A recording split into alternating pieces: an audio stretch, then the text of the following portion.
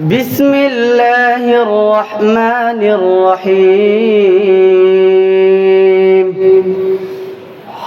وأما القاسطون فكانوا لجهنم حطبا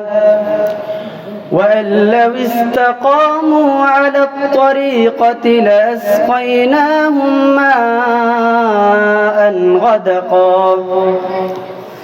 لنفتنهم فيه ومن يعرض عن ذكر ربه يسلكه عذابا صعدا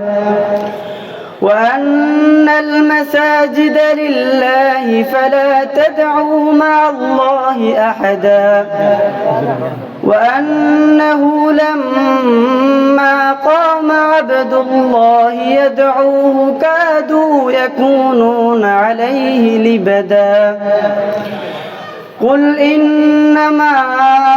أدعو ربي ولا